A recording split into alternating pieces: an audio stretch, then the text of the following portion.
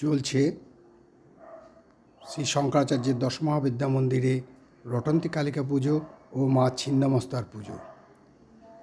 মাকে ডাকি, মা সবার মঙ্গল করো, সবার করুণা করো, সবার দয়া করো, যেন সবার মঙ্গল হয়। এই রটন্তী কালী পুজো প্রতি বছর এই মাঘ মাসে অনুষ্ঠিত হয়। পুজো চলছে এবং মধ্যরাত্রে হবে হোম, মহাযজ্ঞ যেটা বলা হয় সেই হবে মধ্যরাত্রে। এখন মায়ের আবাহন চলছে, আরাধনা চলছে, পুজো নানান রকম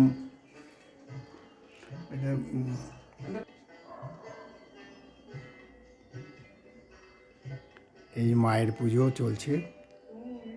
দক্ষিণ দমদম পৌরসভা অন্তর্গত বেদিয়াপাড়ার 11 নম্বর ওয়ার্ডে অবস্থিত এই দশমহাবিদ্যা মন্দির চলছে মায়ের বিশেষ পুজোর আয়োজন, রটন্তী কালিকা পুজো এবং মা ছিন্নমস্তার পুজো।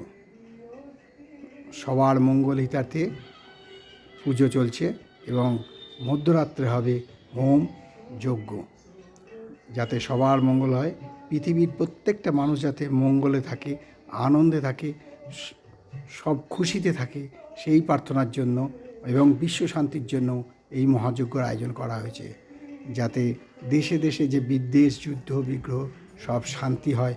মা যাতে মঙ্গলময়ী হয়ে সবার মঙ্গল করেন, সবাইকে শুভ চিন্তা দেন, সেই আনন্দে, সেই চিন্তায় গুরুজির এই মহাযজ্ঞের আয়োজন। সবার প্রার্থনা মায়ের কাছে, মাগো মঙ্গলময়ী মঙ্গল করো, করুণাময়ী মাগো করুণা করো, দয়াময়ী মাগো দয়া করো। সর্বমঙ্গল মঙ্গলে শিবে সর্বার্থ স্বাদিকে শরণে ত্রম্বকে গৌরী নারায়ণী নমস্তুতে। নমো সৃষ্টি স্থিতি বিনাশানং শক্তিভূতে সনাতনী গুণাশ্রয়ে গুণময়ী নারায়ণী নমস্তুতে। কালী কালী মহাকালী কালীকে পাপহারিণী ধর্ম অর্থ কাম মোক্ষদে দেবী নারায়ণী নমস্তুতে। নম জয়ন্তী মঙ্গলা কালী চ ভদ্রকালী কপালিনী দুর্গা শিবা ক্ষমাধাত্রী স্বাহা সদা নমস্তুতে। মা ছিন্নমস্তা রূপে এসেছিলেন এবং এই ছিন্নমস্তা রূপে মাকে,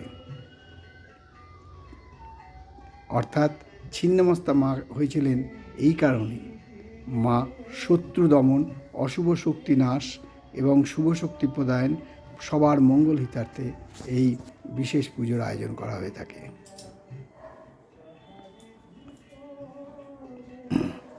মায়ের কাছে একটাই প্রার্থনা সবার।